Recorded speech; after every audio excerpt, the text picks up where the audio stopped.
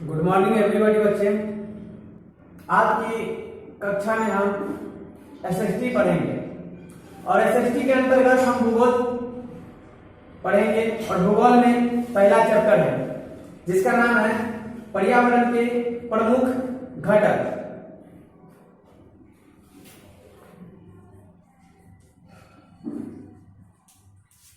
पर्यावरण के प्रमुख घटक। बच्चे, पर्यावरण किसे कहते हैं? देखिए, हमारी पृथ्वी सौरमंडल का एक अनोखा ग्रह है क्योंकि इस ग्रह पर जीवन पाया जाता है। इसका सर्वप्रमुख कारण निवास के लिए अनुकूल दशाएं हैं जो हमारे पर्यावरण का निर्माण करती हैं। अपने चारों ओर हम जीवन को विभिन्न रूपों में देखते हैं, जैसे पेड़ पौधे, जीव जंतु, पशु पक्षी व मनुष्य। अपने अनुकूल वातावरण के कारण ही पृथ्वी पर जीवन के इन सभी रूपों का पोषण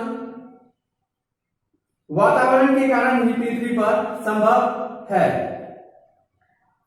इस प्रकार पर्यावरण का तात्पर्य यह है उन सभी बाहरी दशाओं से है जो किसी जीव की उत्पत्ति का विकास के लिए आवश्यक होती है।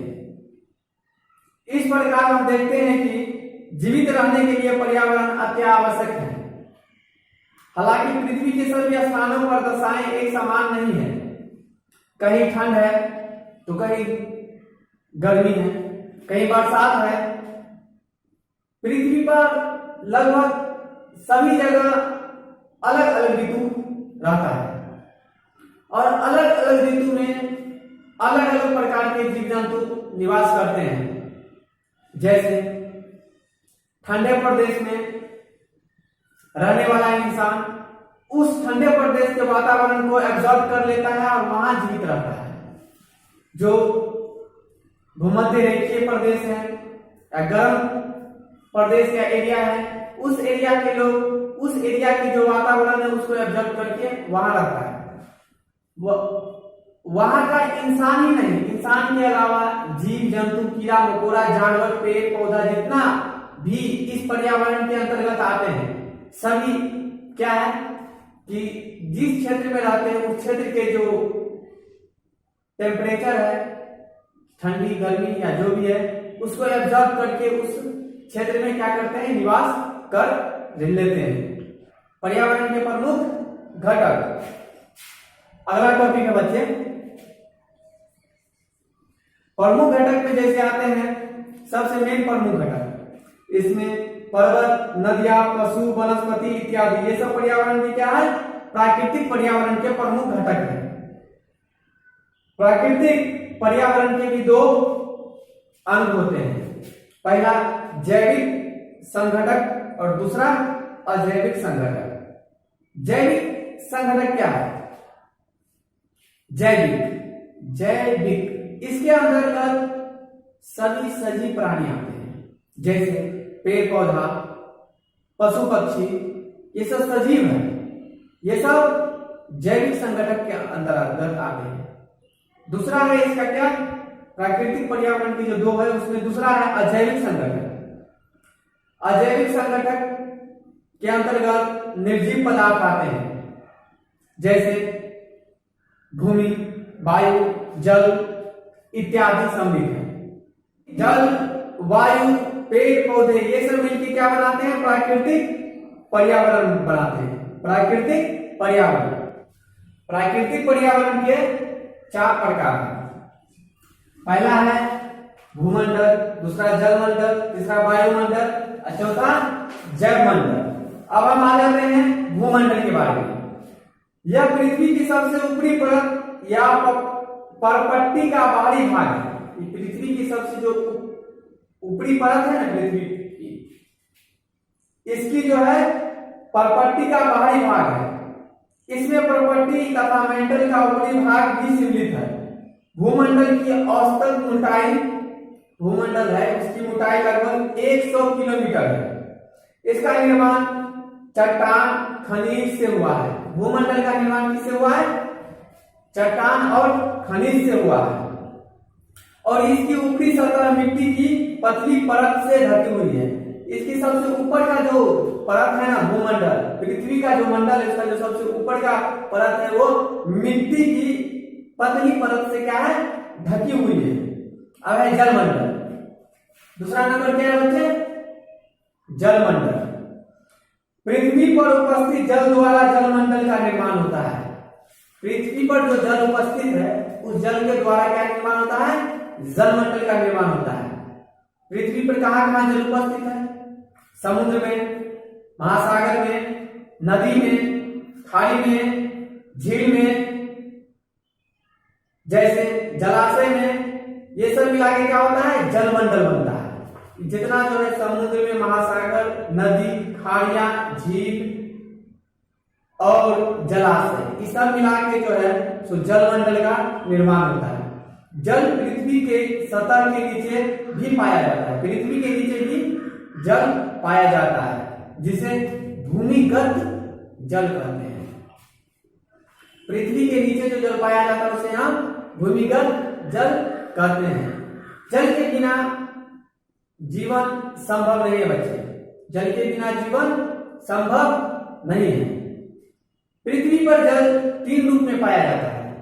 पृथ्वी पर जल 3 रूप में पाया जाता है: ठोस, द्रव और गैस।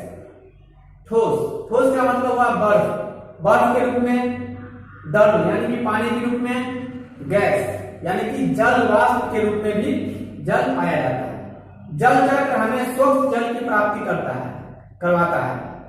जल चक्र जैसे नदी, तालाब, पोखर, समुद्र, इस सब में से जो है जब सूर्य का लाइट धरती पे आता है तो पानी को सोख के आसमान में ले जाता है।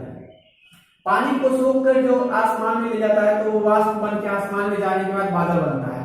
और बादल बनने के बाद वही जल फिर पृथ्वी पर वर्षा के द्वारा पृथ्वी पर आता है। उसे हम क्या कहते हैं? जल चक्र। जहां से गया फिर वही आया, उसे हम क्या कहते हैं? जल चक्र। अब जलमंडल हो गया बच्चे। अब तीसरा है वायुमंडल। क्या है? वायुमंडल। वायुमंडल हवा का एक आवरण है। हवा जो होता है ना उसका एक घिरावा है, आवरण है, जो पृथ्वी को घेरे रहता है। पृथ्वी की गुरुत्वाकर्षण शक्ति इसे थामे रखती है। पृथ्वी के अंदर जो गुरुत्वाकर्षण शक्ति है वो ये हवा को क्या करके रखती है? थामे रखती है। वायुमंडल में अनेक गैस का मिश्रण है।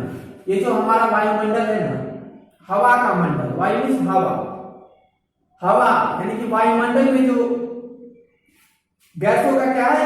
मिश्रण है, जिसमें जीवनदायी गैस ऑक्सीजन तथा कार्बन डाइऑक्साइड भी है, विद्यमान है। वायुमंडल हमें सूर्य की हानिकारक किरणों व झुलसाने वाली गर्मी से सुरक्षा प्रदान करता है। वायुमंडल हमें सूर्य के जो पराबैंगनी किरण है तथा झुलसाने वाली जो गर्मी है उससे क्या करती है? राहत प्रदान करती है। दिन व रात के समय यह तापमान की उग्रता से भी हमें बचाता है। दिन में जो तापमान बढ़ जाता है जिससे हमें हवा बचाती है, रात में जो तापमान बहुत ज्यादा गिर जाता है उससे भी हमको क्या करती है? बचाती है। वायुमंडल की उपस्थिति के कारण ही मौसम व ऋतुओं में परिवर्तन होता है। वायुमंडल की उपस्थिति के कारण ही मौसम और ऋतु में क्या होता है? परिवर्तन होता है। जैसे गर्मी से ठंडा आ जाना, ठंडा से बरसात। अब तीसरा चैप्टर जो है वायुमंडल। क्या है? वायुमंडल तो हो गया बच्चे। अब है जैवमंडल। लास्ट क्या है? जैवमंडल। यह पृथ्वी का वह संकीर्ण क्षेत्र है जहां पर भूमि, जल तथा वायु एक दूसरे के साथ मिलकर अंतरक्रिया करती है। इस मंडल पर जीवन का अस्तित्व है। जैव मंडल में क्या है? जीवन का अस्तित्व है तथा यह वनस्पति जगत व पशु जगत से बना है। जैवमंडल किससे बना है? वनस्पति जगत और पशु जगत से बना है। पारिस्थितिक तंत्र, बस हो गया बच्चे।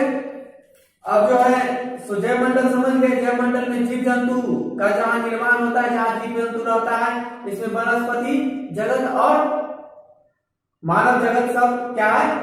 रहता है। अब जो है सो आप सबको हम